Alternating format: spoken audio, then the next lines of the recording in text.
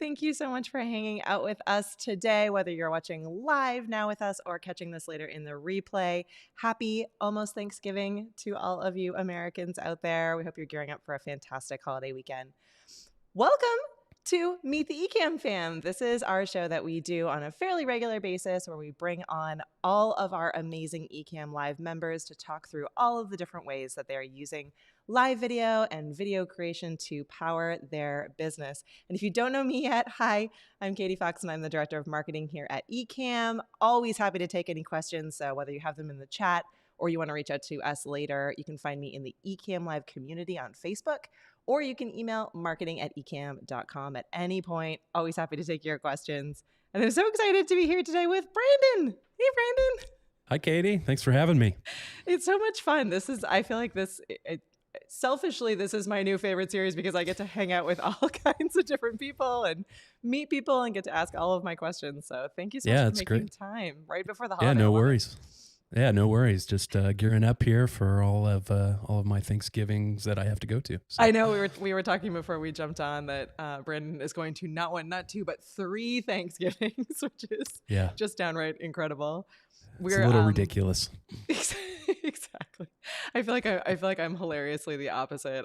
I grew up in Canada, and so not that I don't celebrate Thanksgiving, but we do it a little bit earlier. So it's like depending on what year it is, whether or not we're spending time with my husband's family, we don't usually do a ton. So I got You're over it at this point. I'm over it at this point, yeah. I got the wonderful call from we have like the world's nicest neighbors. They're just like preposterously friendly. And they called yesterday and were like, we know that sometimes you don't have plans for Thanksgiving and we don't want you to be alone. So if you're alone on Thanksgiving, you need to walk up here and join us. So it's very sweet. A combo. Yeah, they're like, you sad Canadian friends and family.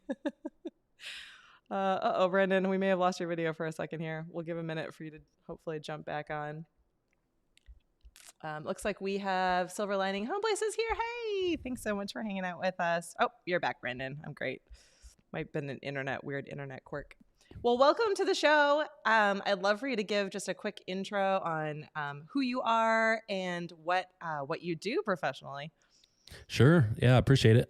So I'm Brandon. I own a company called Trucksafe Consulting, and then I'm a transportation attorney with another company called Childress Law. I've been practicing law for about 12 years now.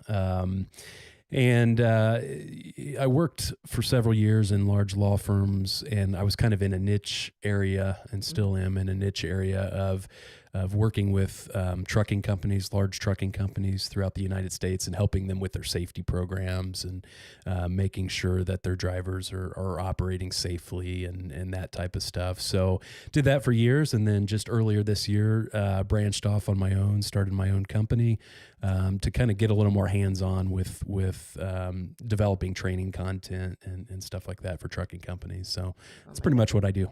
That's awesome. It must be such a busy time of year as all of every possible thing is being trucked all around the world at this point. Yeah, this is definitely peak season for most of my clients. So absolutely. So you said you are getting more, or you're into doing training videos and all of the kind of tutorial content that all of your truckers need. Is it on like the safety side of things? It is. So the trucking industry is pretty heavily regulated, as you would expect.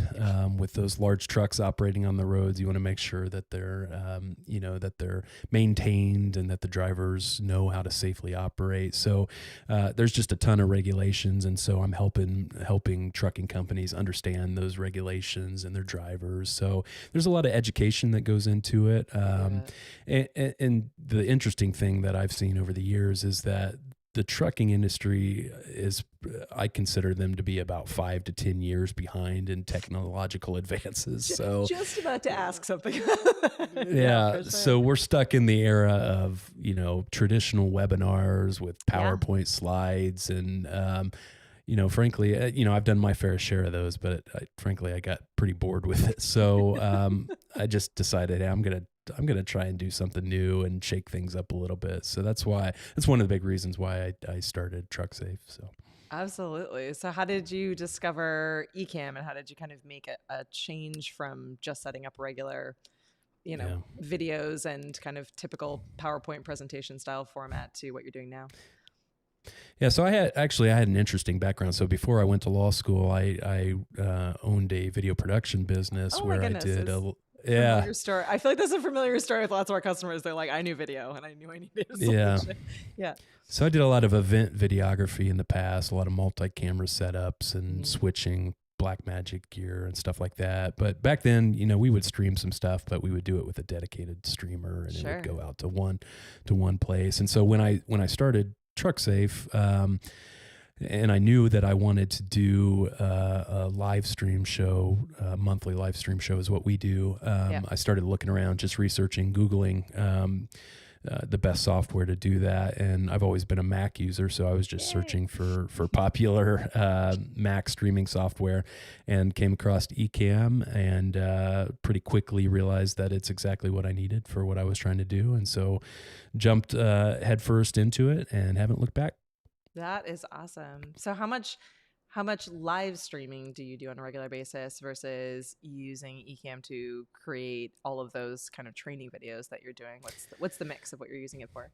Yeah, so we do a live show called Trucksafe Live, and we do that pretty much monthly, 1 to 2 times a month, where we are bringing on guests and talking about the hot button issues in the industry. Love that. Yeah, it's been great. It's like I said, it's really kind of I think shook things up a little bit because people are Sure. so used to that traditional scripted webinar. So Yep. seeing kind of a live stream show is a bit different. So I would say that's our live show, and then of course we do the recorded content. Behind me, you can see the I've got a teleprompter and stuff back there that we do our more traditional training materials, and we're pushing that out probably a few times a month. So That's awesome. Yeah, I think I love that you say that because I been spending a lot of time lately talking to new customers that are onboarding in all different kinds of industries, and I feel like the question from a lot of them is like I totally see the value in setting it up and using Ecamm to make all of my training videos or make all of my kind of like more corporate professional level videos, but like the idea of going live, like I'm a professional, like I don't know if we have anything to say. I don't know if that makes sense for our audience. So I think it's interesting that you said that your audience traditionally isn't maybe like a textbook live stream viewer yeah, audience like like ours would be, where they're like super into video and they love the idea of jumping yeah. on and joining us. So It's was it definitely it's definitely something that's strange to them. But in our industry, we have a lot of conferences yeah. where live conferences, and so I would do a ton of public speaking over the years on Hmm. these issues, and so it made sense to me that this was the next logical step. And then COVID hit, and we were kind of forced into Yeah. Zoom meetings, and I just got so sick of sitting in on Zoom meetings and webinars. I was like, there's got to be a better way to do this. So live streaming seemed like the way to go, and so far it seems to have caught on. So Yeah. Was it an uphill battle gaining traction there? So as you kind of were rolling it out, was it hard to get people to move over and see what the value would be? it was. I mean, you couple that with the fact that we are a new company and not a lot of people had heard of us. So, Yeah. the first step was gaining some traction, gaining some exposure on our social media channels, and once we did that, I mean, we did that through just posting traditional content, articles, and Yeah. recorded videos. And once we gained a little traction there, we just started promoting the live shows. And our first couple of shows, yeah, they were a little on the low end in terms of viewership, but we're talking about pretty big issues that impact a huge industry. I mean, Hmm. if you think about trucking companies, there are like 600,000 trucking companies in the U.S. and Yeah. millions of commercial drivers. So we're talking to a large audience, and they're all impacted by the topics we're discussing. And we're Absolutely. lucky to have some pretty good guests on, pretty well known guests. So that helps. So Yeah, I think that goes a really long way. We're always saying that you just need to really think through like what your target customers' questions are. If you can create helpful, relevant content that answers their questions, it may take a little bit of time, as you said, to kind of build traction there. But people are going to start discovering you because they need those answers to those questions. They need to be able to know that information to be successful in their jobs or yeah. to be able to solve challenges and problems, whether it's in their personal life or their professional life.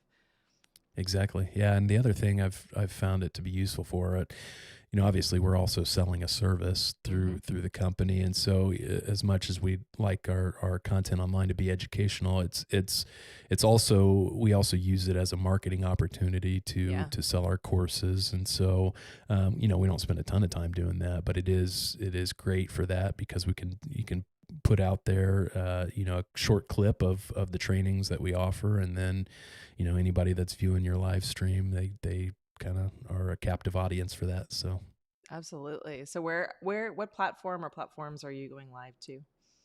so right now we're going live to YouTube, LinkedIn, Facebook, and Twitter. So That's pretty much all awesome. of them. Yeah. Yeah. Are you using you're using Ecamm plus Restream to do that? Yeah, Ecamm plus Restream. LinkedIn for us is probably the biggest, just because a lot of our industry is pretty connected within LinkedIn, and that's where they go to get their content. So I would say that's our biggest viewership is through LinkedIn. But it's great having it on the other platforms. YouTube, we can then Yeah. embed that video into Hmm. our website and stuff like that. So yeah, we just push it out as far as we can get it, and hopefully it sticks.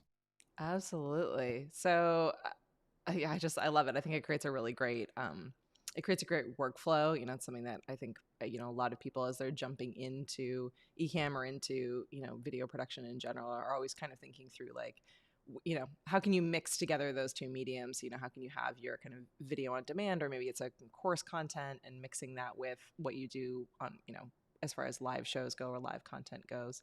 So yeah, I think that's really smart, being able to have kind of a regular live show, but then it is also kind of driving back and reminding people about closed course or something that is your upsell, is smart and works again for those watching for almost any industry. So the Yeah, important thing we're trying to drive home about this particular show is that it doesn't have to be you don't have to be a YouTuber or a full-time content creator to be successful at this. There are lots of people who are plumbers and mechanics and every possible industry out there that have found ways to reach their audience on on these platforms and be able to really create helpful content. yeah. I mean, you're exactly right. In any industry that you can think of, there's some component of education to Hmm. it. And if you have something to offer to your clients, streaming video these days, I don't see any better way to get your message out, and an easier way to get the exposure that you need for your company. It's so easy. Yeah. Even if I didn't have the video background, I mean, I wasn't doing this type of stuff when I was doing the video, but just, it was literally probably a day's worth of research on how to get this all set up. And Yeah. the toughest part was understanding how it all works through the social media channels. And then, getting it all set up, and then we were off to the races. So. Well, you've done an incredible job. We have lots of people that are still struggling with like, okay, how do I see the potential of a platform like LinkedIn, but how do I get access to LinkedIn Live, and how does it all work, and how does it differ from all the other platforms? So I agree. I think that's one of those ones where that each platform works pretty differently, even though they all seem kind of Yeah. similar. LinkedIn has been a little bit of a thorn in my side, just I'm because sure. it's pretty new, and they seem to be changing things pretty frequently, and scheduling events through LinkedIn has been a little difficult. But Yeah. I mean, once you get it, as long as they're not changing things around on you, you pretty much set it and forget it after that point. Yeah, and that's why it's good to always have a backup as well. So if you're going live to LinkedIn on a regular Yeah. basis, whether that's just using Ecamm to save the recording and then be able to upload that Yeah. recording to a different spot, or like like you're doing there, multi-streaming it out, so you have a couple different backup options in case in case Yeah. LinkedIn makes a change. But yeah, I mean the potential is there. That's where all of the everyone is spending time as a professional, right? So whatever their business is, that's where everyone is trying to look good there in front of their boss or their potential boss. So Yeah. I think it's a really interesting space. It'll be it's going to be intriguing to see how they kind of develop and continue to grow as a platform, Yeah. for sure. And I mean, it's just a lot of fun for me, Yeah. mixing things up here and not hiding behind PowerPoint slides with way too much text on them and putting everybody to sleep. So yeah, it's just a lot of fun. So how does what you're doing on the transportation side differ from what you're doing on the kind of legal law side of things? Do you have a similar flow in what you're doing as a lawyer, or is it completely different? Yeah, so my practice has always been in this same industry. So I've always, on the legal side of things, helping trucking companies when they get into trouble on the Mm, safety side of things is a lot of gotcha. what we do. Gotcha. So it's all Not so like the much. same program, and you're just talking about different subjects as putting different hats on. Yeah, the niche that I'm in is conducive to both legal services and consulting services. So Okay. there's a lot of stuff that consultants can do in the industry to help carriers with their safety programs, and then there's a lot of stuff for lawyers to do when whether it's developing policies, safety policies for drivers, Yeah. or helping trucking companies fight the fines that they get assessed when they inevitably have some violations. So, so I do a lot of the same stuff, at least the same topics, addressing a lot of the same topics on the legal side of things. So they go hand in hand. And so a lot of the topics that we're talking about on the live show are pretty complex regulations that, by virtue of studying those regulations and helping trucking companies with them for years as an attorney, I think I have a pretty unique perspective on them. So it gives me the opportunity to dump that knowledge out of my brain and to those who really need it. So yeah, it's been great. Yeah, that's awesome. I think a lot of those things are information that is often difficult to find otherwise. So it's been great to see that, that video has been able to make that information a lot more accessible for everyone. So yeah, again, I think It, that's a really smart way to be able to take that and get that out in front of folks. Do you run into any issues with, you are in a regulated industry? Do you run into any issues of content that you want to be able to share, but it might be causing some kind of violations, or, is not a kind yeah. of available to share publicly? So there's a lot of regulations on the legal profession and what you can and can't do to advertise your services, and Gotcha. just making sure that you're not taking advantage of people who are in need of legal services. So that's why we try and do it through the consulting side, where it's more educational in content. We're not creating an attorney-client relationship with Yeah. people. We're just giving information as we see it. And so on the legal side of things, certainly we talk a lot about the regulations, but when it comes to specific scenarios and what our clients need advice on for their particular situation and fact pattern, then it's kind of, that doesn't make sense to do on a live stream, Yeah. No case obviously. studies. So Yeah. no, nothing like that. And obviously not giving away any client, Yeah. confidential information, stuff like that. So you have to be a little careful in that respect, but it's really not that hard. It's pretty intuitive to understand when you're crossing the boundary and not. So when it comes to, client specific information, that's kind of done offline, but anything that's more educational in nature that I think would be helpful to clients, that, we try and do that through the live stream. Yeah, that's awesome. And I think it kind of goes back to making sure that you really have a good understanding of what you're trying to accomplish with video, and get your kind of your content plan together before you bounce out in there, especially if you're in a space where there might be, certain rules or certain things that you don't want to Yeah. discuss. So, it's kind of one of those spaces where you need to really make sure that you have a good understanding of what the rules are going into it. Exactly. Yeah. I mean, the alternative to what we're offering through the live stream is, for in our industry, trucking companies trying to wrestle with the text of the regulations themselves. So if you've ever gone in and tried to understand laws that are written on the books, it's just sometimes it's impossible, because you got to understand the full context of it to really understand what they're saying. And so, we found that education is very important, because when you're in a heavily regulated industry, sometimes just the most simple things are overly complex. There's too much red tape, and so Mm-hmm. it's important to get that information out there for sure. Definitely. So walk me through what one of your live episodes looks like. So you had said that traditionally it was kind of in that PowerPoint webinar sort of vibe. Are you leveraging different kinds of overlays and graphics to break that information down? And how are you Yeah. approaching that as you're building out your content? Yeah, so I've got a sample here if we want to see it. Yeah, So I let's can see just it. talk. I could talk over it while we're looking at it here. So this is just a sample of our monthly live show. So it's a pretty uh, if you're experienced with Ecamm, it seems to be a common format that a lot of people use. So we take advantage of the interview mode where we bring on our guest, and we usually just have two hosts that are kind of running through questions with our guest, and then you can see here we've got a lot of overlays that we use at the bottom. We bring in comments if we have any live comments to address. And then sometimes, we'll have our iPad plugged in where we're bringing in, slides or anything like that. But we pretty much just stick to having our guests. We really feature our guest and what they have to say about the topic. So that's pretty much the format. We have a countdown you saw at the beginning that we do, and then we run into kind of an intro video that explains what the show is. And then we just bring on the guest, however many we have, whether it's 2, 3, or 4, and then we just run through the topic.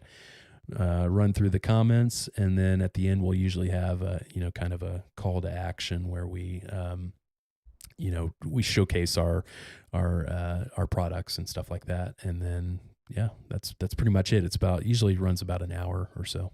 That's awesome. And I think it's great, again, from like a repurposing standpoint, that gives you, all of these experts that you're bringing on, you can clip up those videos and be able to use them in different ways. Or I'm sure it saves a lot of time because, especially in an industry like yours, I imagine that you're getting a lot of similar questions over and over again, and having those video clips, even just sitting in kind of like a library of like video FAQ answers would be a good kind of time saver to be able to provide that level of authority. Yeah, we do that a lot. So after the show's over, I'll go and pick out the sound bites from the guest, and I'll edit them down into a 20-second clip, and then I'll just post those as short posts on our social media. And then we usually build a pretty comprehensive article that we put on our website where we summarize what was talked about, and then we'll break out the clips and we'll put those in the blog post. And then we just try and continuously push that content, because you're right, in this industry there's no shortage of trucking companies that have the same questions over and over. So if we have it on the website that we can just point them to, it works out great. Yeah, absolutely. I just think about the amount of time, even like in our own, customer support, are getting like, a lot of the similar questions as people are getting up and running. And I think it's so valuable to have those, quick hit videos that just answer those questions, so that people can move through the process, or, feel like they've checked that off the list. And that gives them to the level of trust in you that when a larger question comes up, or they're looking to hire someone or go through a course, they're immediately thinking of the person in the team that helped them when they were in a bind, or when they really needed that immediate help. So it's a great process. And they're great.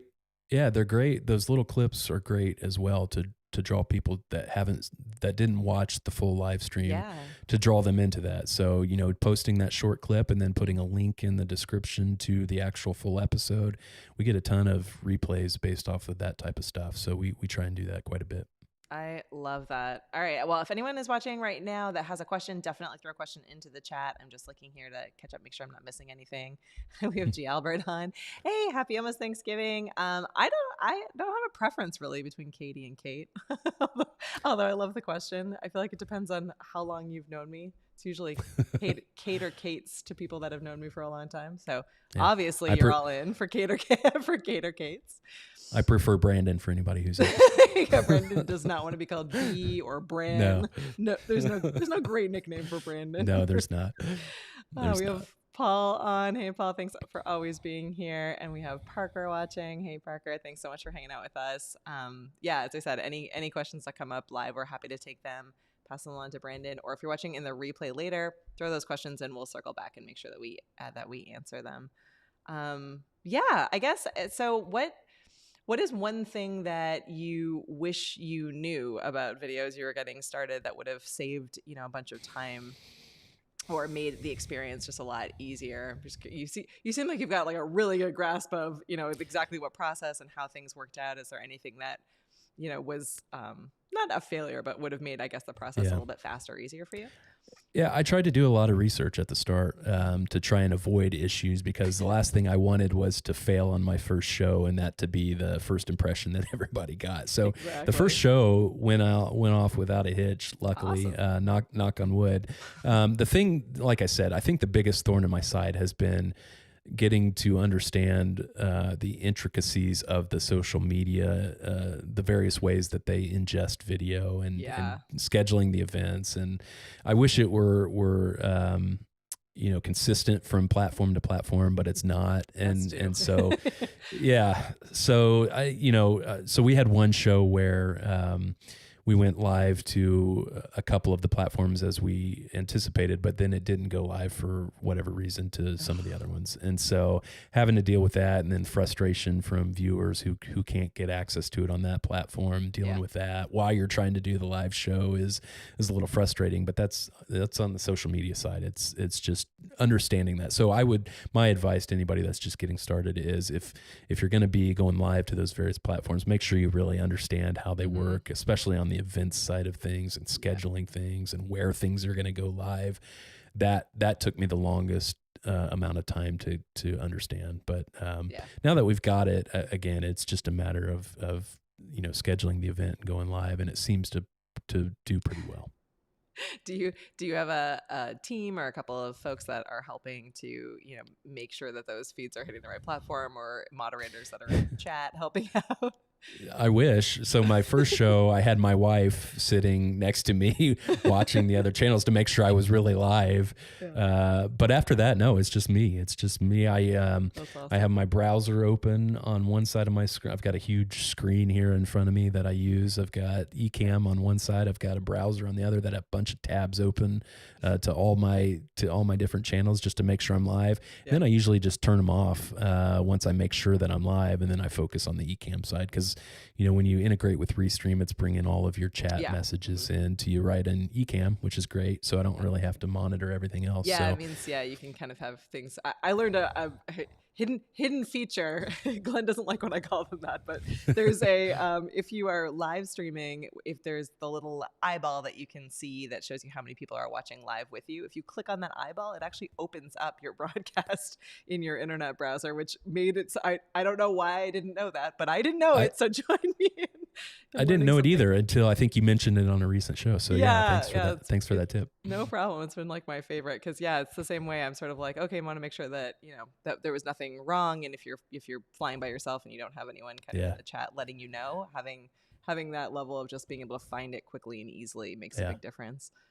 The eyeball does make me a little nervous, though, because I don't think it brings in the viewers from LinkedIn, and that's my biggest viewership. Like, so when I'm looking at the live, it's like, wow, yeah, this is useless. But when you go back and look at LinkedIn, there were plenty of viewers. So we used to joke when we first started being a little bit more active in the live streaming space that it was just our moms that were watching. So it was like, okay, we have 4 people on. Shout out to Ken and Glenn's mom. Shout out to Katie's mom. All the moms are on watching.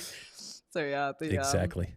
Those numbers can sometimes be a bit deceiving. And LinkedIn does, as we said before, it's kind of one of those platforms where it's a little dicey. Like sometimes the information doesn't pull in correctly. Yeah. Sometimes the comments don't always come through or show up correctly. So it's getting there. It's growing up. It's a teenage platform. Yeah. Hopefully it matures here sooner rather than later. Because just on my first few shows, no problems at all getting comments in from LinkedIn, worked great. And then this last show, I didn't change anything about the way we did things. And then after the show, during the show, I realized, we're not getting that many comments. And then after, I realized it wasn't pulling in LinkedIn's comments for some reason. So I have no idea what happened there. But all the joys and pain points of being live. It's so funny. I feel like when you're first starting out with live streaming, most people, not all of us, but most people have that kind of like butterfly panicked feeling of like, I hope I don't look like an idiot, and I hope I know where everything is. And I feel like it's usually about like the 7th or 8th episode in that, like, where you feel like you're just like confident enough and you're like, I'm doing great, everyone's liking this, that inevitably something goes wrong, or the internet goes out, or something happens to make it all go downhill.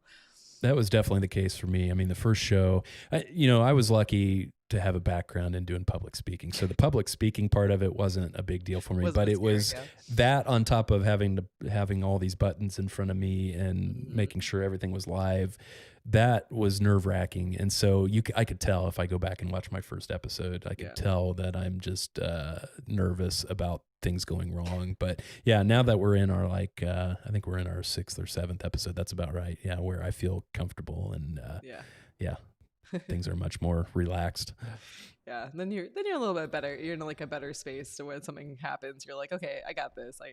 I can figure this. I can figure this out, or I know how to respond if something like this happens.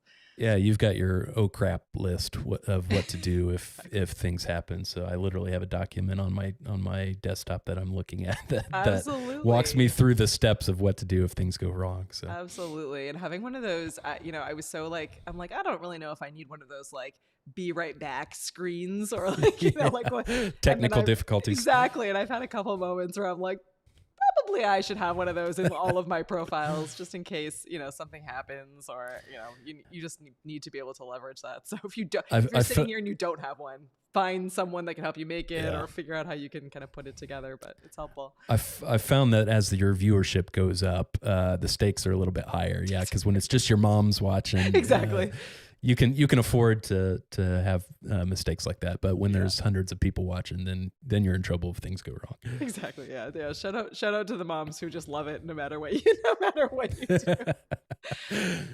We have some questions coming in. Thanks so much, G. Albert, for asking. G. Albert wants to know whether or not you use Ecamm interview mode or do you use Skype or a different tool to pull a guest in. So I just use interview mode. It's worked great for me in all of our episodes that we've done so far. So yeah, no complaints at all. That seems to be working. Awesome. And do you have a pre-broadcast checklist? That's a great question. Do you work your way through it? You said, I think you did. You said that you had a checklist, right? I have a couple checklists. So I have a showrunner that I use that I put together for my guests that walks through, in the first 5 minutes, we're going to do just the host talking, and here's the topics we're going to talk about in those 5 minutes. And then from, 3:15 to 3:30, then we're going to talk with guest one about these topics. So I do have that checklist. I give it to my guest ahead of time so that they can track along with it. Perfect, yeah. So that they have an idea of all the questions. And then I also put in there, here's when we're going to talk about our sponsors. Sometimes we have sponsors for the show. Here's where we're going to give a shout out to the sponsors. Here's where we're going to talk about our product, our services that we offer. So I do have that, and that's my main checklist. And then I have a streaming checklist that here's the steps I need to follow to make sure I'm actually live on all of the different channels. Here's what I need to do to schedule the events. Here's what I do if things go wrong. So those two checklists are what I use. Yeah, again, huge. I think having that process set up to really make a guest feel at ease. We've done a bunch of them over the years, depending on what show or what content we're doing, but it does, especially if you're switching between multiple guests in one episode, having kind of that time of you're gonna be on from this time to this time just really makes a guest feel so much better. They understand what questions you're going to be asking or what kinds of questions you're going to be asking. I think that puts people at ease, particularly since not everyone is going to have a public speaking background. They may be an expert in something, but they may not be super comfortable with being on camera, or they're good in person, but staring into the lens of a camera is a different story for sure.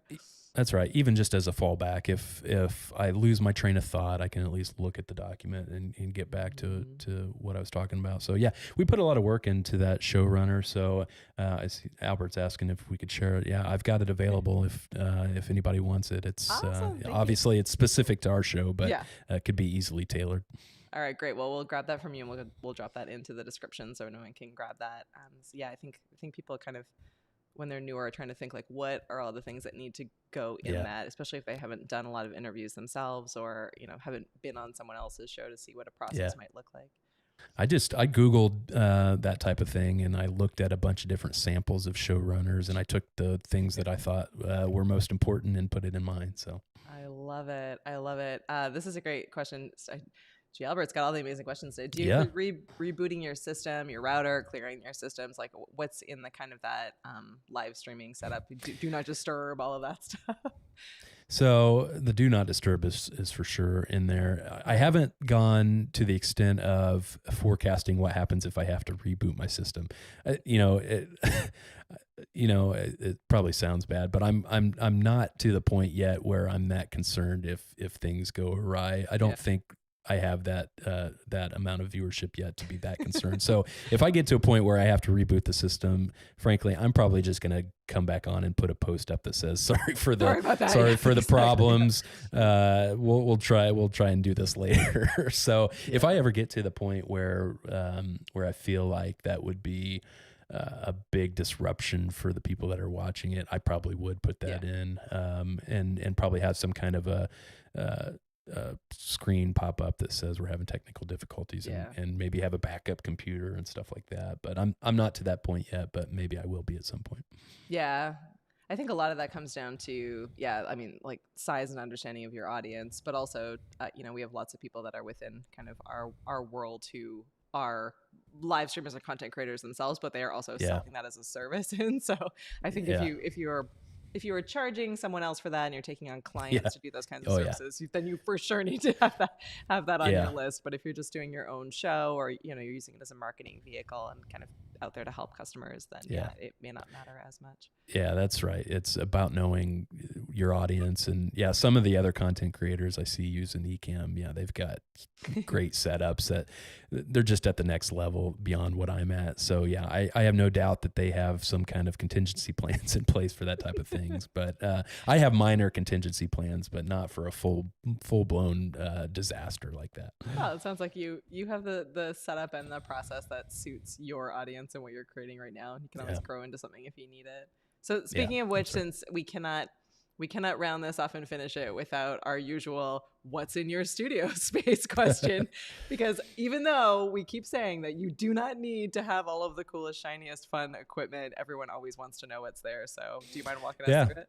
Sure, no problem. Yeah, so I mean, starting out with just my training videos, so putting aside the live stream. So if you look behind me there, I've got a pretty simple setup, inspired by a lot of other content creators on YouTube. I've got a teleprompter back there that I just put my iPad on, and then I usually just run scripts for the pre-recorded content that we do. It's got a shotgun mic above it, and I just take I have one camera that I use. I have a Panasonic GH5 that I use for both live streaming and for recording content, that I just move from. Right now I'm looking at it, it's in front of my monitor, but if I'm recording content, I move it back there to the teleprompter. It's very easy. I've got it set up so that all I have to do is unplug a couple of cables from it at this location, and then I've got the same cable set up back there, so I don't have to move cables. I don't have to unplug anything from the computer. I just literally take it over there, plug all the cables in, and then hit record back there, and I'm ready to go.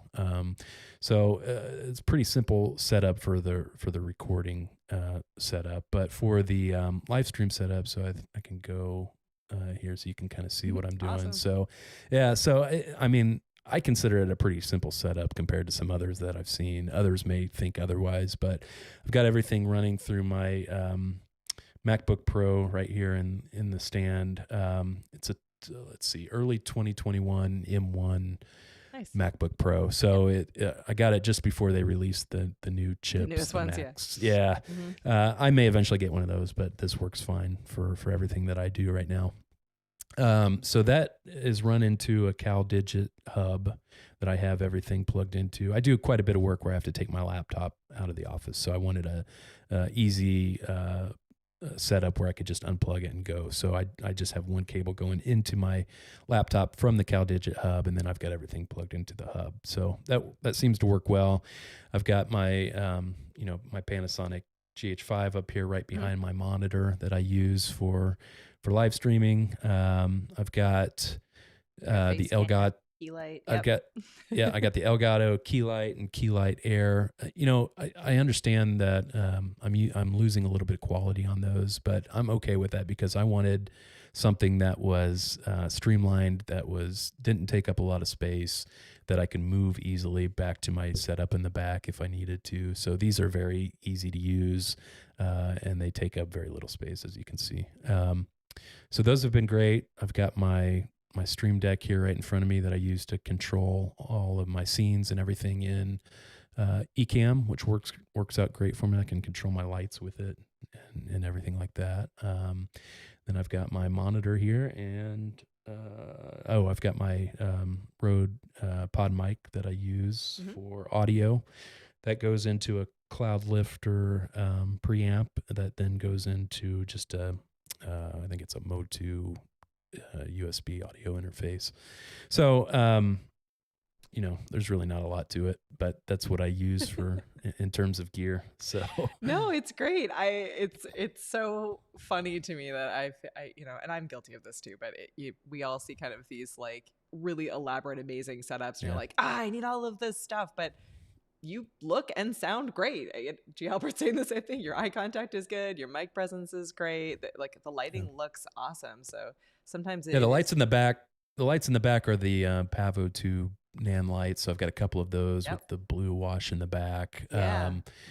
And then I usually just do one camera for my normal show, but for this one to show off what I was doing, I just put my iPhone up on a stand and did that through the Epoch Cam, I think is the app. So yeah, it is. I'm laughing because the question was, did you clean your desk for today's show? Yeah, no, I didn't actually. I find it distracting to work with a cluttered desk, so That's I try. me. Mine looks like this all the time. I'm totally that person. When I'm working at home, I'm like, for the first little bit, I'm completely unproductive because if there are like dishes sitting out or like I have to like completely clean the space before I can be productive. I have to build that into my timeline as I wake up and get going. Yeah, absolutely. Oh, I love it. Well, I think it's a really great space, and I love that you have two kind of different defined spaces. We've been talking a lot about that in our kind of studio setup and studio videos we've been doing recently on, really thinking through like what your space is, and if you're able to find places where you can have and keep a defined space. So like you said, having the cables are all ready to go, you can kind of just take your setup from one space to the other and back and forth. That goes a long way in being much more efficient with getting in front of the camera more, because it's just easier. You can just sit down, flick things on and go, right? Yeah. So when I started the business, that was all I was going to do was the pre-recorded videos. And so I wanted a setup like that where I could just flip on the camera and talk. So some days I'll type up the script for whatever topic came to mind that day. I'll import it right in there and I'll shoot it. I'll have everything done within an hour and up on YouTube and ready to go. So it's great because in our industry, we have quite a bit of breaking news that happens when regulations change. So I wanted to be able to get something quality analysis up fast. So that allows me to do it. I don't have to worry about finding the cables and getting them all plugged in. I just take my camera back there. I plug it into the cables I've got set up. I move these lights. And then I hit record and I'm ready to go. Yeah, that's awesome. And I think, really being able again to think that through is super important, to know what your needs are and have the setup in space that's going to work to be able to accomplish those goals, whether that's, being able to create videos really quickly, or many people who need a more mobile setup, so they need to be able to break things down really fast and take them on the go with them. Thinking through all of those needs for your various spaces is what's going to help you be successful, versus just kind of doing what I've done and create the background and all of the fancy stuff based on what we've seen out there in the community space. I can't take this all with me. I have a completely different mobile setup, so really understanding that as you're getting started is important for sure. It's all about planning, at least it was for me, and doing the research and then just implementing it. And then, I'm in the same position. So we're thinking about starting to do some shows offsite, which is going to require a completely different setup, but nothing huge. I mean, we'll probably take the same camera with us, which is easy enough to pack up. My laptop's easy enough to pack up. So we just got to, figure out what it is that we need and put a list together probably and then go with it. Oh, it's awesome. And you're getting a lot of nice setups. Yeah, it's an awesome space. It looks great. And I think you've got all the right stuff that you need to accomplish your goals, which is the point. So I appreciate all the comments. I had a green screen that I played around with for a while that I would put up behind me and do some, pretty innocuous backgrounds, but that was just an extra step that I felt was unnecessary. So I took that out of it, but Green screen is one of those things where I think for the most part we use it when we want to play around or have fun. Like we're entering the Yeah. holiday season, so like if we want to have Yeah. like reindeer flying behind us or like something where like I feel like it can look very fake. So Yeah. if you can find ways to either really make it look as realistic as possible, then great. But if you Yeah. can't, you're not in a space like that, it's also very fun to play, to be able to just Yeah. be a little bit silly with, or embrace the fact that it may not look realistic and put yourself in all kinds of different spaces that maybe you Yeah. wouldn't normally be. The silliness doesn't play very well in the Not type of great show for that this I'm doing. audience. So I mean, I used it more than anything to Yeah. just do a background where I could have my logo and stuff. But with all the overlays and stuff that we have in Ecamm already, it Yeah. was overkill. And I had decent lighting, so the green screen looked fine. But it Yeah. was just, again, I found it was not needed. So Yeah, you had to get enough background and that you were able to look Mhm. professional just as you were. Yeah. Awesome. Well, we are nearing the end of our time. I'm just scrolling through to see if I see any other questions. Is there anything else that you would love for people to know, or any other pro tips that you have? I don't think so. I think we pretty much covered it all. Again, my biggest pro tip is do the planning ahead of time. Huge. And again, it doesn't take a lot. Like I said, I spent probably a day researching Ecamm, and felt like I was comfortable enough with it to go live within probably the first couple of weeks. So yeah, just do your due diligence beforehand, and you'll be set to go. Wise words from our lawyer friend. Put in the time and do the due diligence. I Yeah. love it. Well, thank you so much for spending time with us. I really appreciate it. It was great to officially meet you and see your setup in space. And thank you for everyone for tuning in. Again, if you have any questions that come up after we've closed out this live stream, don't worry. We always circle back and answer all those questions. And we'll share all of this video content and more information in a blog post in the next couple of weeks. So be sure to check that out as well. Thank you so much, Brandon. Happy holidays to you and to everyone on your end. You're hoping that your 3 Thanksgivings are super fun and not too crazy. That everyone Exactly. stays Yeah. safe and Yeah. happy and full. Right. Yeah. Well, thanks, Katie. Appreciate it. And yeah, happy Thanksgiving to everybody. Bye, everyone. Thank you.